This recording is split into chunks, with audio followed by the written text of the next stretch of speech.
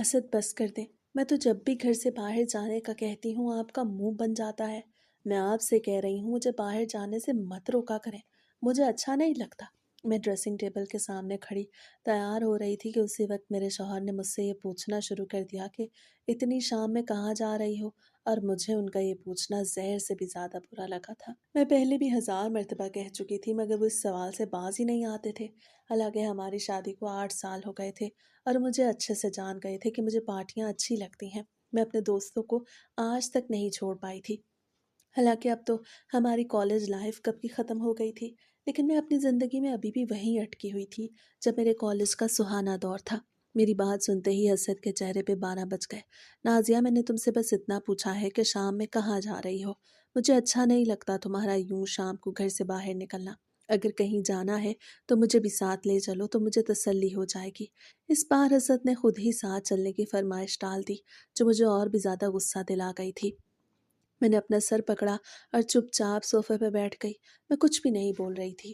میں جانتی تھی کہ اگر میں نے کچھ بولا تو ان کا منہ مزید بن جائے گا، اور میں یہ بھی جانتی تھی کہ وہ غصے کے تیز ہیں۔ بے شک انہیں کبھی کبھار غصہ آتا تھا، لیکن جب آتا تھا تو بس ان کا پارا ہائی ہو جاتا تھا، اور پھر میں بھی ان کے غصے کے سامنے نہیں ٹک پاتی تھی۔ اب کیوں سر پکڑ کے بیٹھ گئی ہو؟ میں نے ایسا تو کچھ نہیں کہا۔ وہ میرے پاس آ کے صوفے پہ بیٹھ گئے۔ ان کے انداز سے مجھے لگ رہا تھا کہ وہ غصے میں نہیں ہیں، اور میں یہی تو چاہتی تھی کہ انہیں غصہ نہ آئے۔ میں نے ان کا ہاتھ تھاما اور ان کی آنکھوں میں دیکھنے لگی۔ وہ مجھ پہ جان جھڑکتے تھے، لیکن میں ان سے اپنی خواہشات پوری نہیں کر پا رہی تھی۔ میں اپنی زندگی کو خوشحال طریقے سے گزارنا چاہتی تھی، اور میں نہیں سمجھتی تھی کہ ان کے ساتھ میری زندگی خوشحال گزر رہی ہے۔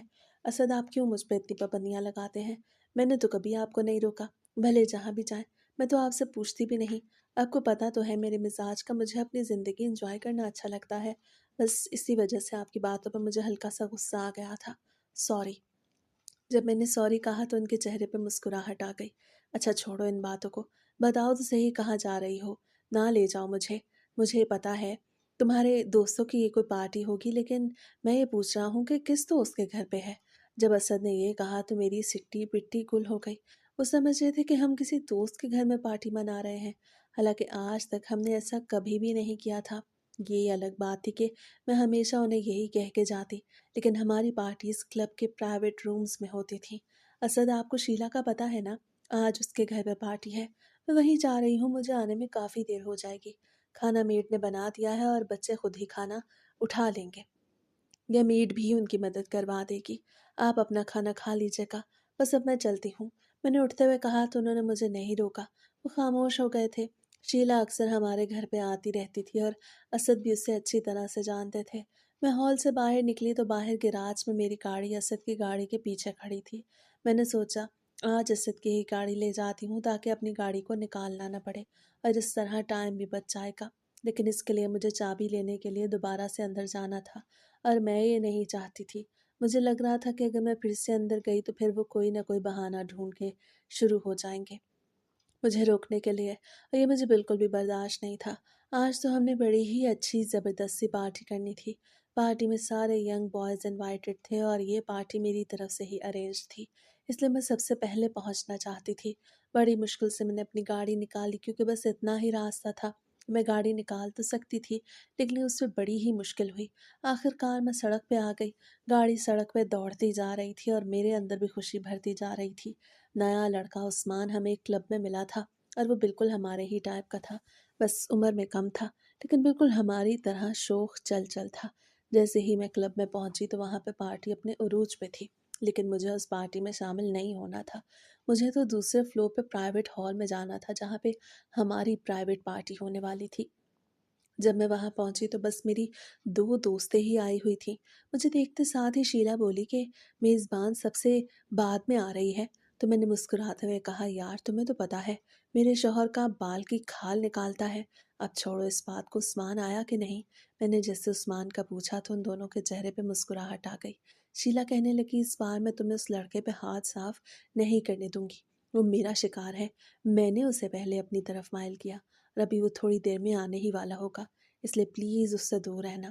شیلا نے مسکراتے ہوئے کہا، مگر مجھے تھوڑا بہت غصہ آ گیا، کیونکہ میں تو اس کے بارے میں بہت کچھ سوچ کے آئی تھی، और मैं सोच के आई थी कि 1-2 दिन में उसे फ्लैट पे भी ले जाऊँगी, लेकिन शीला की बात ने मेरे सारे प्लान्स पे पानी फेर दिया था। मगर मैंने कुछ नहीं कहा। मैं जानती थी कि वो लड़का मुझ पे फ़िदा होगा, क्योंकि इतनी उम्र होने के बावजूद भी मैं अभी सभी दोस्तों में ज़्यादा जवान लगती थी। एक तो मैं पतली-सी थी, इसलिए ही मुझ में और कम उम्र लड़कियों में कोई ज़्यादा फ़र्क दिखाई नहीं देता था। लेकिन शीला की कमर ही इतनी ज़्यादा थी कि लड़के उसकी तरफ देखकर बस हँस के चले जाते। वो तो बस हमारे सर्कल में रहने की वजह से सबके साथ मिलती-जुलती रहती थी, इसलिए मैंने उससे बहस करना मुनासिब नहीं समझा। थोड़ी देर के अंदर ही हॉल भरने लगा। उस्मान भी आ चुका था। वो मेरी तरफ देख के मुस्कुरा रहा था। जब मैंने उसे अपने पर्स से निकाल के घड़ी गिफ्ट की तो उसके चेहरे पे ऐसी चमक आ गई जैसे आज तक उसने इतनी महंगी घड़ी देखी ही नहीं। मैं जानती थी कि वो एक मिडिल क्लास लड़का है, मगर शक्ल से वो बिल्कुल भी मिडिल क्लास नहीं लगता था। उसकी लुक्स इतनी परफेक्ट थी जैसे किसी अमीरज़ादे की भी नहीं होती। उस्मान, कल तुम क्या कर रहे हो? जैसे ही मैंने उसकी आंखों में देखते हुए कहा तो वो नफ़ी में सर हिलाने लगा। इसका यही मतलब था कि उसका कोई प्लान नहीं। ओह अच्छा, अगर तुम्हारा कोई प्लान नहीं है तो कल तुम मेरी तरफ से एक दूसरी पार्टी में इनवाइटेड हो। उसी वक्त आ जाना। मैं तुम्हें एड्रेस सेंड कर दूंगी। और हाँ, किसी और को मत बताना। वहाँ पे ज़्यादा लोग नहीं होंगे। मैंने शरारत से मुस्कुराते हुए कहा तो वो भी मेरी आंखों में देख के मुस्कुराने लगा। वो समझ गया कि पार्टी कितनी प्राइवेट है, लेकिन वो ये नहीं जानता था कि वो पार्टी नहीं बल्कि एक प्राइवेट मीटिंग होगी, जिसमें सिर्फ हम दो ही होंगे। और इस बारे में मैं शीला या किसी और सहेली को बिल्कुल भी नहीं बताना चाहती थी। हर कोई उस लड़के पे हाथ साफ करना चाहता था, लेकिन वो मेरा शिकार था और उसे सिर्फ मैं ही हासिल करना चाहती थी। पार्टी अपने उरूज पे थी कि अचानक मेरा मोबाइल थरथराने लगा, जिससे मैंने वाइब्रेशन मोड पे लगा दिया था, ताकि जब किसी की कॉल आए तो मैं डिस्टर्ब ना हूँ। लेकिन बार बार वो थरथराहट मुझे गुस्सा दिला रही थी।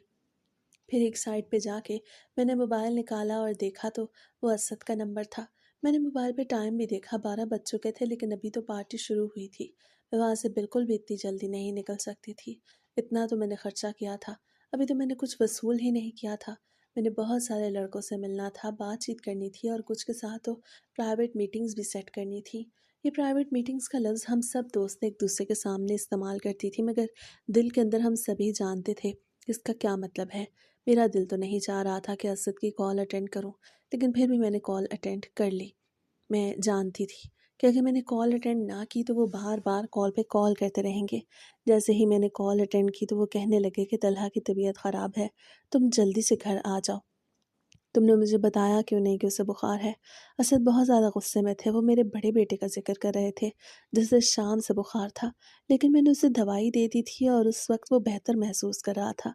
मगर अब ना जाने उसे क्या हो गया था। असद, आपको पता है मैं पार्टी में आई हूँ। मैंने आपसे कहा था कि ये पार्टी रात का ही चलनी है। मैं देर से इसीलिए घर से आई थी ताकि यहाँ पे वक्त गुजार सकूँ। आप भी तो बाप हैं, आप उसे संभाल लें। ये कहते हुए मैं कॉल कट करने लगी कि असद मुझ पर चिल्लाने लगा। वो अपने आपे से बाहर हो गए थे। उन्हें फिर से गुस्सा आ गया, और ऐसा गुस्सा जो उन्हें कभी-कभी ही आता था, और मैं उन्हें बिल्कुल भी नहीं सँभाल सकती थी। लेकिन उस वक़्त मैं यहाँ से निकलना भी नहीं चाहती थी, और मैं उनसे इतनी दूर थी, इसलिए मुझे ज़्यादा डर भी नहीं था। मैंने भी सीधा-सीधा कह दिया, आप खुद ही सँभाल लें, मैं अपने दोस्तों के साथ हूँ। ये कह के मैंने कॉल कट कर दी। इसके बाद भी उनकी कई कॉल्स आईं, मगर मैंने कॉल रिसीव नहीं की। कॉल ख़त्म करने के बाद मैंने देखा तो उस्मान एक कोने में सोफ़े पे बैठा अपना मोबाइल इस्तेमाल कर रहा था। उसके चेहरे पे परेशानी थी, जिससे मैं अच्छे से भाप गई। मिडिल क्लास लड़कों का एक ही मसला होता है, और वो होता है सिर्फ़ और सिर्फ़ पैसा, जो मेरे पास आम था। मैं उसके साथ जाके सोफ़े पे बैठ गई। मैंने उसके कंधे पे हाथ रखते हुए उसकी आँखों में झाँका तो वहाँ पे बहुत ज़्यादा उदासी थी। उस्मान, क्या हुआ है? क्या कोई मसला है? मैंने हमदर्दी के साथ कहा तो वो नफ़ी में सर हिलाने लगा। वो बहुत कम बोलता था, मासूम सा लड़का था, न जाने कैसे ऐसी सोबतों में आ गया। शायद उसे पैसे की कशिश ही यहाँ तक खींच लाई। उसके 2 दोस्त पहले भी हमारे लिए काम करते थे, इसलिए वो उस्मान को भी अपने साथ ले आए। उस्मान, क्या तुम मुझे अपना नहीं समझते? अगर तुम मुझे अपना समझते होते तो मुझे बता देते कि क्या परेशानी है। तुम्हारे चेहरे से वाज़ेह तौर पे लग रहा है कि तुम्हारे साथ कोई मसला है। अगर तुम मुझे नहीं बताओगे तो मुझे बिल्कुल भी अच्छा नहीं लगेगा। लेकिन अगर तुम मुझे बताओगे और मैं तुम्हारा मसला हल करूँगी तो मुझे बहुत अच्छा लगेगा। मैंने उसके हाथ पे हाथ रखा तो उसने फ़ौरन से अपना हाथ हटा लिया। शायद वो इस चीज़ के लिए इतनी जल्दी तैयार नहीं था, या फिर उसे पता नहीं था कि उसे यहाँ पे किस लिए लाया गया है। उसने हाथ तो हटा लिया, मगर मेरी बात सुन के उसकी परेशानी मुझे कुछ कम दिखाई दी थी। پھر وہ کہنے لگا کہ ابا کچھ دنوں سے بہت زیادہ بیمار ہیں، امی نے ابھی کال کی، کہہ رہی تھیں کہ واپسی پہ ان کی دوائیاں لیتا ہوں، مگر میرے پاس پیسے نہیں ہیں اور ابا کی طبیعت بھی دن بدن بگڑتی جا رہی ہے، سمجھ نہیں آ رہی کہ کیا کروں، اور کچھ دن بعد کالج کی فیس بھی دینی ہے، اتنے خرچے ہیں۔ جیسے ہی اس نے اتنی بڑی تقریر کی تو مجھے کوفت ہونے لگی۔ مجھے ایسے لڑکوں سے کوفت ہوتی تھی جو الٹی سیدھی باتیں کر کے بس پیسے بٹورنا چاہتے تھے۔ میں جانتی تھی وہ جھوٹ بول رہا ہے، کیونکہ اتنے سارے کام ایک ساتھ نہیں آ سکتے، لیکن پھر بھی مجھے اس کی بات ماننی تھی۔ میں نے اسی وقت ہی اپنے بیگ سے 20,000 روپے کیش نکالا اور اس کی مٹھی پہ رکھ دیا۔ میرا ہاتھ اس کے ہاتھ پہ تھا، مگر اس بار اس نے میرا ہاتھ نہیں ہٹایا، مگر مجھے اس کی آنکھوں میں ایک چمک دکھائی دے رہی تھی، جیسے وہ چاہتا ہو کہ میں جلدی سے اپنا ہاتھ ہٹاؤں اور وہ اپنی مٹھی میں دیے پیسے دیکھے کہ وہ کتنے ہیں، کیونکہ میں نے اسے ایسے ہی اس کی مٹھی میں دبا دیا تھا۔ وہ دیکھ نہیں پایا تھا کہ وہ کتنی رقم ہے۔ میں نے 5,000 کے 4 کرارے نوٹ اس کی مٹھی میں دبا دیے تھے۔ عثمان، تمہیں بالکل بھی پریشان ہونے کی ضرورت نہیں ہے، میں ہوں نا تمہارے ساتھ۔ اگر تم ایسے ہی میرے پاس رہے تو یہ تو کچھ بھی نہیں، میں تمہیں مالا مال کر دوں گی، بس تم مجھے خوش رکھو، میں تمہیں خوش رکھوں گی۔ میں نے شرارت سے اس کی آنکھوں میں دیکھ کے مسکرا کے کہا تو اس کے چہرے پر بھی مسکراہٹ آ گئی۔ آپ بالکل فکر نہ کریں، آپ جیسا چاہیں گی بالکل ویسا ہی ہوگا۔ اگر مجھے ان پیسوں کی ضرورت نہ ہوتی تو میں کبھی بھی آپ سے ان کا ذکر نہ کرتا، لیکن کیا کروں، ضروریات ہی اتنی ہیں کہ خرچے کے سوا اور کچھ سوچتا ہی نہیں۔ یہ کہہ کے اس نے میرا ہاتھ اپنے ہاتھ سے ہٹایا اور وہ پیسے اپنی پاکٹ میں رکھ دیے۔ اس کے بعد اس کے چہرے پہ اتنی خوشی تھی، ایسا لگ رہا تھا جیسے اسے قارون کا خزانہ مل گیا ہو، اور میرے اندر بھی خوشی کا سمندر جھلک رہا تھا، کیونکہ میں جانتی تھی کہ اب میں اسے اپنے اشاروں پہ نچا سکتی ہوں۔ آخر کار پارٹی اپنے اختتام کو پہنچ گئی۔ 2 بجے کے قریب جب میں گھر پہنچی تو میرا سر گھوم رہا تھا، نہ جانے میں نے ایسا کیا کھا پی لیا تھا کہ مجھے چکر سے آنے لگے۔ مجھے غصہ بھی آ رہا تھا کہ نہ جانے ویٹر نے میرے جوس میں کیا ملا دیا۔ کچھ لڑکیوں نے اپنے بوائے فرینڈ کے لیے جوس میں کچھ ملوایا تھا، شاید میں نے بھی غلطی سے وہی جوس پی لیا۔ میرا دماغ چکرا رہا تھا، لیکن پھر بھی میں مطمئن تھی، کیونکہ میں جانتی تھی کہ اسد گھوڑے بیچ کے سو رہے ہوں گے، مجھے اس حالت میں نہیں دیکھیں گے۔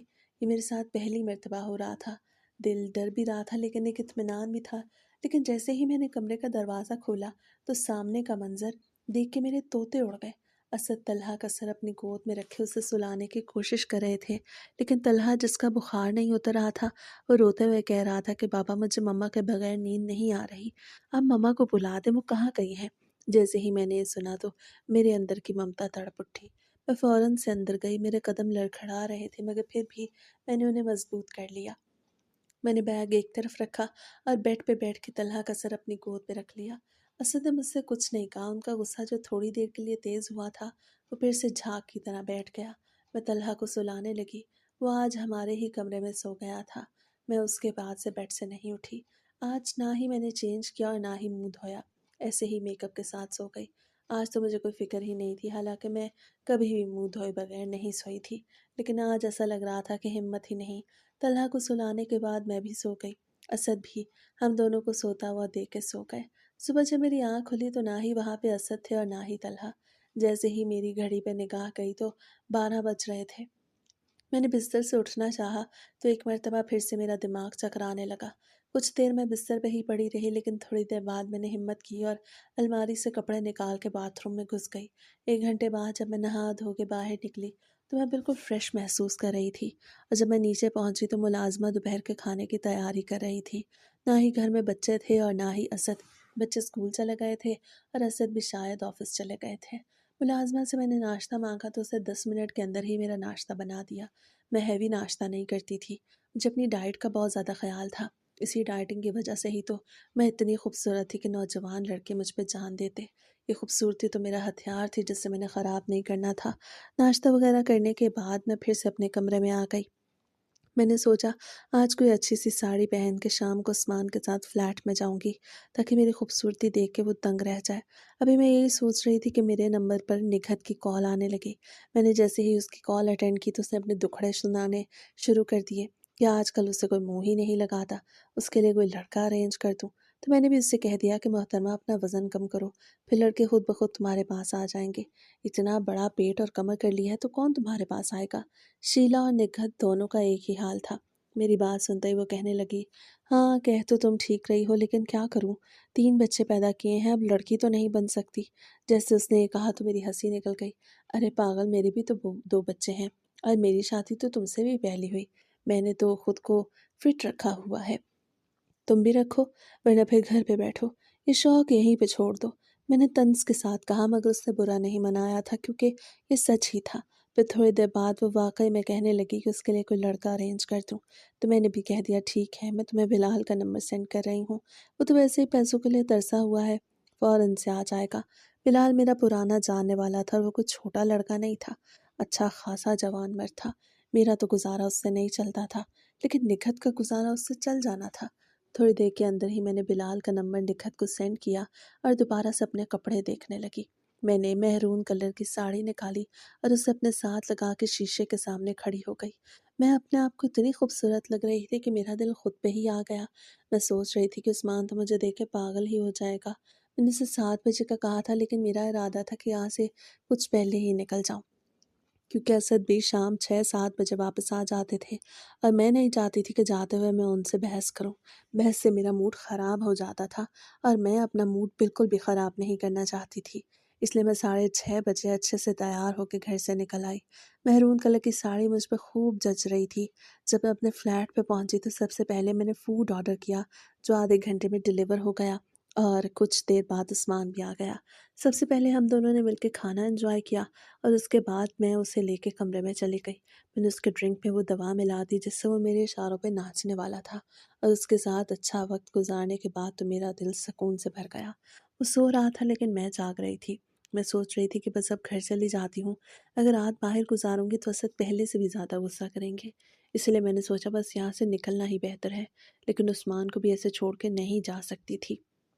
समझ नहीं आ रही थी कि क्या करूं। 1:30 तो वैसे ही बज गए थे। मेरा इरादा था कि 2 बजे तक घर पहुंच जाऊं, दिल चाहा उसे उठा के फ्लैट से बाहर निकाल के लॉक लगाऊं और यहाँ से चली जाऊं। लेकिन फिर सोचा कि अगर इस हालत में से पुलिस ने देख लिया या किसी और ने, तो फिर मैं ही पकड़ी जाऊंगी।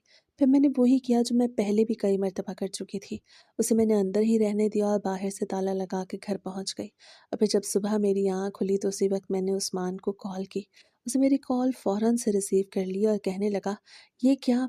आप तो मुझे अंदर बंद करके चली गईं, अब मैं बाहर कैसे निकलूँगा? आपने मुझे उस वक़्त उठाया क्यों नहीं? मुझे भी तो घर जाना था। उसकी बात सुन के मैंने आराम से उसे सब कुछ बताया कि मेरा उस वक़्त निकलना ज़रूरी था, और उस वक़्त वो इस हालत में नहीं था कि मैं उसे उठा पाती।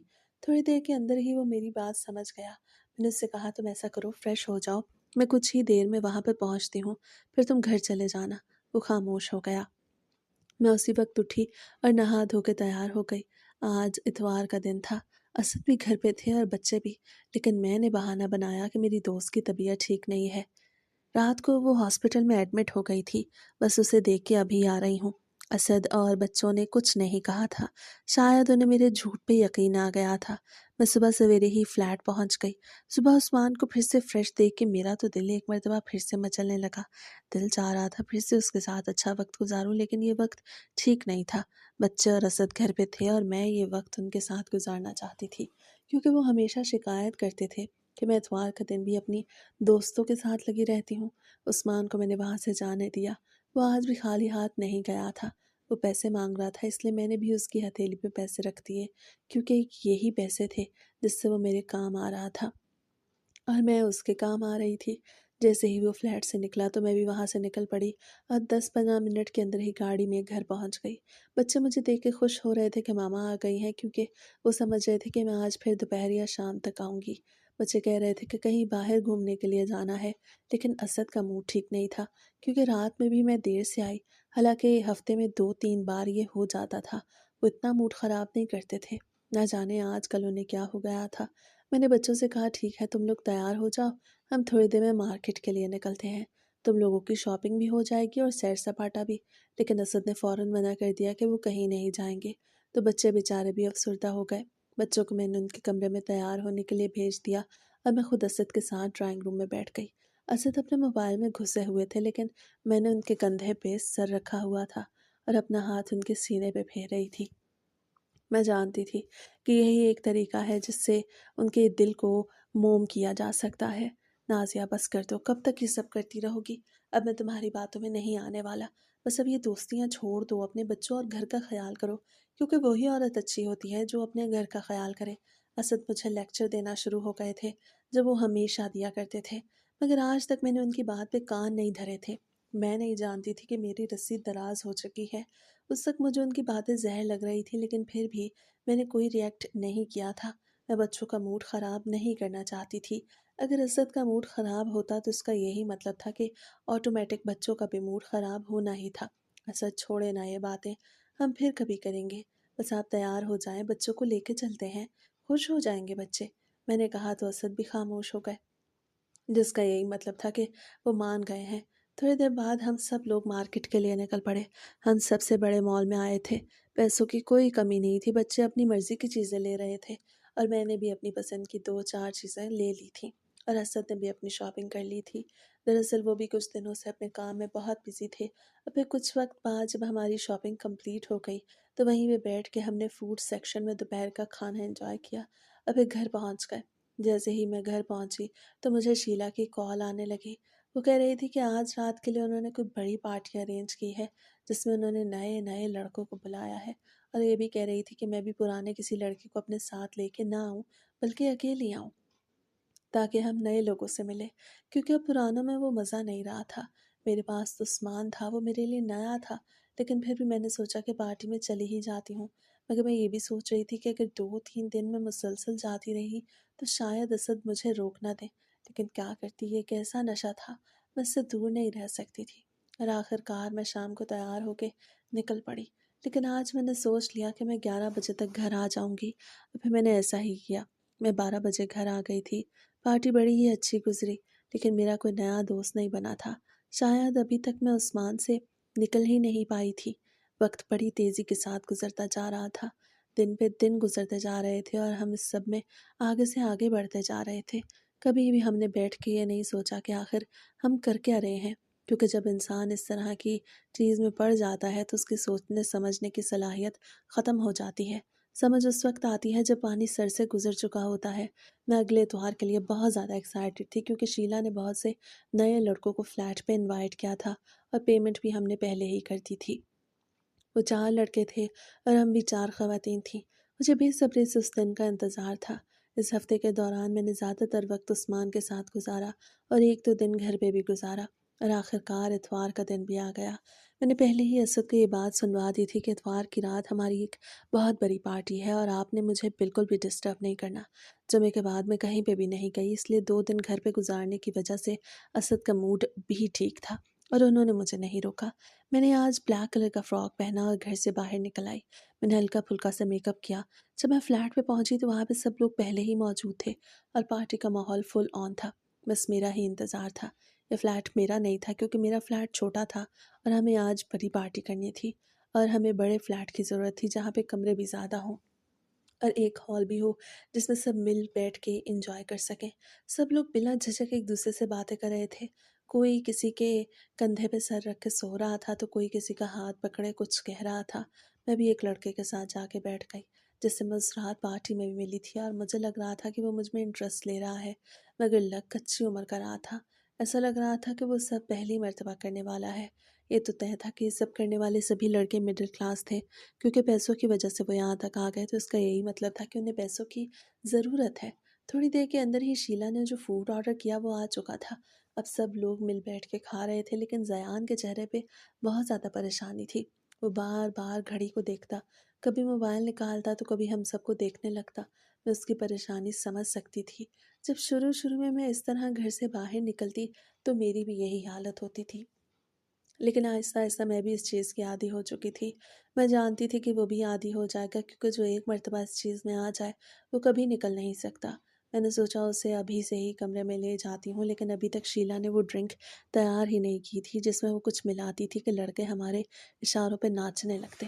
میرے پاس بھی اس طرح کی ایک پڑیا رکھی پڑی رہتی، لیکن آج وہ میں لینا ہی بھول گئی۔ میں نے شیلا کو اشارہ کیا تو میری طرف دیکھ کے مسکرانے لگی، اور میرے پاس آ کے بیٹھ گئی۔ زیان بھی میرے ساتھ صوفے پہ بیٹھ گیا، مگر اس کے اور میرے درمیان میں فاصلہ تھا۔ میں نے آرام سے شیلا کو ساری کہانی بتائی تو وہ کہنے لگی کہ کچن میں چلی جاؤ، سب کے لیے ڈرنک لے کے آؤ۔ और अंदर जो दवाई भी मिला देना जो मैंने किचन के शेल्फ पे रखी है। लेकिन ख्याल करना कि हम सब की ड्रिंक्स में वो नहीं डालनी, बाकी सब लड़कों की ड्रिंक्स में वो डाल देना। तुम समझ गई हो ना? वो मेरी आंखों में देखते हुए बोली तो मैंने इस बात में सर हिलाया और फिर मैं उठ के किचन की तरफ चल दी। मैंने सबके लिए ड्रिंक तैयार किया। पहले मैं ट्रे में 4 ग्लास सजा के आई और चारों के चारों उन लड़कों को दे दिए। 3 लड़के तो पुराने थे, बस ज़यान ही नया था, जो ये पहली मर्तबा पीने वाला था। उन्हें ड्रिंक्स देने के बाद मैं अपनी भी ड्रिंक ले आई, जिसमें कुछ भी नहीं था। वो ड्रिंक पीने के बाद ज़यान के चेहरे पे मुस्कुराहट आ गई। उस चीज़ का इज़हार नहीं कर पा रहा था कि उसे क्या हो रहा है, लेकिन मैं समझ गई थी कि मेरा काम हो रहा है। मैंने उसका हाथ थामा तो वहाँ से उठ खड़ा हुआ। सब लोग हमें जाता हुआ देख रहे थे। मेरी दोस्तों की आंखों में शरारत थी कि मैं सबसे पहले ही उसे कमरे में लेकर जा रही हूँ। कमरे में जाने के बाद मुझे कुछ खबर नहीं रही कि बाहर क्या हो रहा है, कौन किसके साथ किस कमरे में गया, कौन गया भी है या नहीं। मैं कुछ नहीं जानती थी, बस मुझे अपनी लगी हुई थी। लेकिन तकरीबन 15-20 मिनट के बाद अचानक मैंने देखा कि ज़यान को कुछ होने लगा था। उसकी सांसें उखड़ रही थीं, उसका जिस्म नीला पड़ने लगा। न जाने से क्या हो गया। मैं बहुत ज़्यादा घबरा गई। मैं उससे पूछ रही थी मगर वो कुछ नहीं कह रहा था। वो बोल ही नहीं पा रहा था। मैं इतना डर चुकी थी कि मेरे हाथ पाँव काँपने लगे। तो उसी वक्त ही मैंने अपना हुलिया दुरुस्त किया और कमरे से बाहर निकल आई। हॉल में कोई नहीं था, सभी लोग कमरों में थे। अचानक से मेरी नज़र एक दरवाजे पे पड़ी, वो भी बंद ही था। लेकिन मैंने उसे बजाना शुरू कर दिया। मैं नहीं जानती थी कि अंदर कौन कौन है, लेकिन मैं ये जानती थी कि जो कोई भी होगा मेरी मदद के लिए ज़रूर आएगा। उसी वक्त दरवाज़ा खुला और शीला अली के साथ बाहर निकली। उसे गुस्सा आ रहा था कि मैंने दरवाज़ा बजाया है, लेकिन जब मैंने उसे सारी बात बताई तो हमारा शोर सुन के सभी कमरों के दरवाजे खुल गए। अब सब लोग मेरे वाले कमरे में जमा हो गए। सब लोग जयान को देख रहे थे। उन 3 लड़कों के तो तोते उड़ गए। हम खवातीन भी डरी हुई थी, मगर वो लड़के ज़्यादा डरे हुए थे। हमें तो कुछ समझ नहीं आ रही थी कि क्या हुआ है, लेकिन अली समझ गया। वो कहने लगा, इसे शायद ड्रिंक से एलर्जी हो गई है। आप उसे ड्रिंक नहीं देनी चाहिए थी, या फिर कम डोज में देनी चाहिए थी। ये आपने ठीक नहीं किया। हर कोई मुझ पे ही मलबा डालने लगा, क्योंकि उनके ड्रिंक मैंने ही तैयार किए थे और ज़यान भी मेरे साथ ही था। लेकिन उस वक्त मैं उन लोगों की बातें नहीं सुनना चाहती थी। मुझे बस हल निकालना था। मैंने उनसे कहा, ये वक्त बहस का नहीं, हमें इसे हॉस्पिटल ले जाना होगा। जैसे ही मैंने ये कहा तो 2 लड़के तो वहाँ से भाग गए। बस अली ही रह गया, क्योंकि वो शीला का पुराना जानने वाला था। उसे कहा वो हमारी मदद ज़रूर करेगा। मैं, शीला और अली ज़यान को गाड़ी में लेकर सड़क पे आ गए। बाकी औरतें भी चली गई थीं और वो 2 लड़के तो उसी वक्त ही भाग गए। गाड़ी सड़क पे दौड़ती जा रही थी। असल में ये फ्लैट भी शहर से काफ़ी दूर था, इसलिए हमें बहुत ज़्यादा टाइम लग रहा था। लेकिन आधे रास्ते में ही ज़यान ने दम तोड़ दिया। जब उसकी आखिरी सांसें चल रही थी तो मुझे भी ऐसा लग रहा था कि मेरा भी दम घुट रहा है। मगर अब वो इस दुनिया में नहीं रहा था। ज़यान चला गया था। अली ने गाड़ी रोक दी और हम दोनों ख़वातीन बहुत ज़्यादा डरी हुई थीं। लेकिन फिर अली ने मशवरा दिया कि हम उसे यहीं कहीं दफना देते हैं। इस तरह ये कहानी यहीं पे दफन हो जाएगी। अगर किसी ने इसे मुर्दा हालत में देख लिया तो हम सब की खैर नहीं। अली ने कहा और गाड़ी चलाने लगा, लेकिन इस मरतबा गाड़ी आगे नहीं बल्कि पीछे जा रही थी। फिर फ्लैट भी आ गया, लेकिन उससे भी हम बहुत पीछे चले गए। वहीं पास एक सुनसान जगह थी। दरअसल वो किसी का बाग था, जहाँ पे दरख्त ही दरख्त थे, मगर रात के वक्त वहाँ पे कोई भी नहीं था। बड़ी मुश्किल से अली ने वहाँ पे खोदने के लिए कुछ अरेंज किया और फिर खुदाई शुरू कर दी। हम दोनों डरी हुई थी, मेरे तो हाथ पाँव ही फूल रहे थे। जयान की लाश मेरी गाड़ी में पड़ी थी और फिर हमने उसे गाड़ी से निकाल के उस खड्डे में डाल दिया जो अली ने खोदा था, और फिर ऊपर मिट्टी बराबर की और वहाँ से निकल गए। पहले उन दोनों को मैंने उनके घरों पे ड्रॉप किया और फिर अपने घर के लिए निकल गई।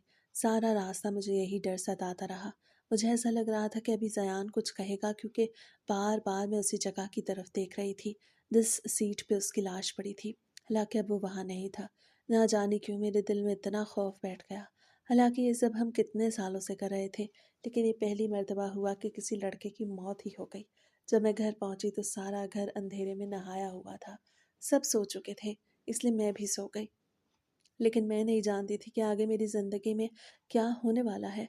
जब सुबह मेरी आँख खुली तो हर चीज़ नॉर्मल थी, मगर मैं नॉर्मल नहीं थी। मेरे हाथ पाँव अब तक काँप रहे थे। असद और बच्चे चले गए थे, कोई नहीं जानता था कि कल रात को क्या हुआ है। असद ऑफिस चले गए। अगर वो मुझे इस हालत में जागता हुआ देख लेते तो शायद उन्हें इल्म हो जाता कि क्या हुआ है, मगर मैं देर से उठी थी और वो पहले ही चले गए थे। मुलाजमा ने मुझसे नाश्ते का पूछा तो मैंने बिला वजह ही उसे डांट दिया। हालांकि उस बेचारी का तो कोई कसूर नहीं था। मैं अपने कमरे में दुबक के बैठी थी। ऐसा लग रहा था कि अगर बाहर निकलूंगी तो सब लोग मुझे कत्ल के जुर्म में पकड़कर फांसी चढ़ा देंगे। हालांकि वो राज कल रात ही दफन हो गया था, लेकिन मेरे दिल का डर ख़त्म होने का नाम ही नहीं ले रहा था। क्योंकि इंसान को कभी कभी अंदर से वो चीज़ महसूस होती है जो होने वाली होती है, और फिर वक्त यूं ही गुजरता गया। 3 दिन गुजर गए। मैं उन दिनों में घर से कदम भी नहीं निकाला। असद भी हैरान थे, पूछ रहे थे आज तुम्हारी कोई पार्टी नहीं। तो मैंने भी चेहरे पे मसने मुस्कुराहट सजा के कह दिया कि आप जो कहते हैं कि मैं घर पे वक्त नहीं देती तो बस इसीलिए घर पे वक्त दे रही हूँ। इसी दौरान मैंने किसी से मोबाइल पे रابطہ भी नहीं किया। सिर्फ और सिर्फ शीला और मेरा रابطہ हो रहा था। हम दोनों बहुत ज़्यादा डरी हुई थी, इसलिए हम दोनों आपस में इस बात को डिस्कस कर रही थी। लेकिन अब हमें कुछ इत्मीनान हो गया, क्योंकि 3 दिन गुजर चुके थे। इसका यही मतलब था कि कत्ल के बारे में किसी को भी मालूम नहीं, लेकिन ये हमारी खाम ख्याली थी। चौथे दिन जब सुबह मेरी आँख खुली तो मुलाजमा मेरे सर पे खड़ी थी। मैंने घड़ी पे वक्त देखा तो 1 बज रहा था। रातों को मुझे नींद नहीं आती थी, इसलिए सुबह आँख लगी। मुलाजमा ने जब कहा कि नीचे पुलिस आई है तो मुझे ऐसा लगा किसी ने मेरे सीने में गोली उतार दी है। मैंने कामती आवाज़ के साथ उससे पूछा कि पुलिस क्यों आई है, मैंने क्या किया है। जब मैंने कहा तो वो कहने लगी कि वो कह रहे हैं कि उन्हें नाजिया बीबी से मिलना है। वो आपसे बात करना चाहते हैं, आप नीचे चलें, वरना वो कह रहे हैं कि वो ऊपर भी आ सकते हैं। जैसे ही मैंने ये सुना तो मैंने हिम्मत जुटाई और नीचे पहुंच गई। मैं ये ज़ाहिर कर रही थी कि मैं तो इस बारे में कुछ जानती ही नहीं। लेकिन जब मैं नीचे गई तो उन्होंने फ़ौरन से मुझे हथकड़ी लगा ली। फिर मुलाजमा से कहा अपने साहब को थाने भेज देना। एफआईआर तो दर्ज हो गई है, वैसे अब तो कुछ नहीं हो सकता, लेकिन फिर भी उन्हें इत्तला दे देना।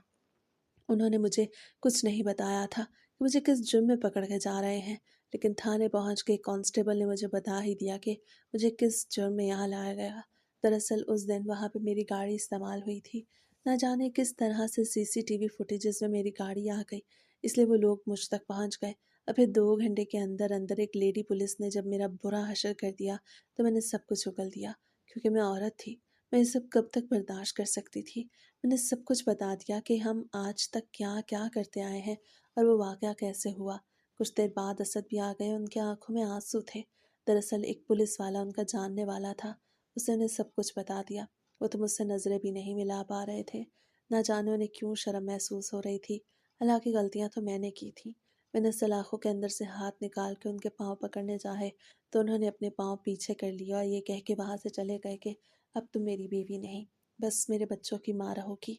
भले ही तुम यहाँ से आज़ाद हो जाओ, मगर अब तुम मेरे लिए कोई अहमियत नहीं रखती। वो ये कह के वहाँ से चले गए और मैं दीवार के साथ टेक लगा के अपने बाल नोच के चिल्लाने लगी। मैंने ये कभी भी नहीं सोचा था। 2 दिन बाद मुझे अदालत में पेश किया गया और फिर वहाँ पे मैंने वो सारी कहानियाँ बताई जो हम आज तक करते आए थे। मैंने सब लोगों के नाम पुलिस को दे दिए, जिनमें औरतें और मर्द दोनों शामिल थे। फिर कुछ ही दिनों में सभी को गिरफ्तार कर लिया गया, मगर कत्ल का केस मुझ पे ही था। एक तो उस वक्त जयान मेरे साथ कमरे में था, और ऊपर से वो ड्रिंक भी मैंने ही बनाया। कत्ल का ये केस ज़्यादा स्ट्रांग तो नहीं बना, क्योंकि कोई सबूत नहीं था। वो ड्रिंक मैंने ही दिया था, लेकिन फिर भी मुझे कत्ल के केस में पूरे 15 साल की कैद सुना दी गई। वो भी सिर्फ इस वजह से कैद कम हुई क्योंकि वो लड़का बेचारा गरीब था। उनके ख़ानदान वाले मेरा और कुछ नहीं बिगाड़ पाए थे। 15 साल की कैद भी मेरे लिए कुछ कम नहीं थी, लेकिन कानून की नज़र में ये कम सज़ा थी। बाकी लोगों को भी कैद हुई। किसी को 1 साल, तो किसी को 2 साल, तो किसी को 6 महीने। हर किसी को उसके करतूतों के मुताबिक सज़ा हुई। लेकिन मेरी सज़ा तो मुझे लगता था कि ख़त्म नहीं होगी, बल्कि इससे पहले मेरी ज़िंदगी ख़त्म हो जाएगी। बच्चे मुझसे मिलने नहीं आते थे और ना ही असद आते थे। मैंने कई मरतबा पैगाम भिजवाए कि मैं उनसे मिलना चाहती हूँ, मैंने बात करनी है, मगर कोई भी मुझसे मिलने नहीं आता था। मैं जेल की सलाखों से सर टकरा टकरा के थक चुकी थी, मगर कोई फ़ायदा नहीं था, क्योंकि मैंने वो जुर्म किए जिनकी कोई माफ़ी नहीं होती। एक तो मैंने अल्लाह को नाराज़ किया, ऊपर से एक जीते जागते इंसान की जान ले ली।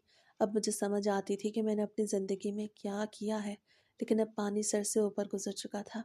भले यहाँ पर मैं खुद को बदलने लगी थी, मैं नमाज़ पढ़ने की कोशिश करती, मगर मुझे इसमें सुकून न मिलता। जहन इधर उधर भटक जाता। बच्चे याद आते, असद की बातें याद आती, घर का माहौल, घर में गुजरा हुआ वक्त याद आता। यहाँ तक कि इतने साल पहले गुजरे हुए अम्मी अब्बा और सास ससुर भी याद आते। गर्ज के हर वो रिश्ता याद आता जो मुझसे मुखलिस था, मगर मैंने उनको वक्त ना दिया। और अब मैं बिल्कुल अकेली थी। मैं जानती थी कि अब मौत तक मैंने ऐसे अकेले ही रहना है और मुझे लग रहा था कि बहुत जल्द मैं ज़िंदगी से हाथ धो बैठूंगी।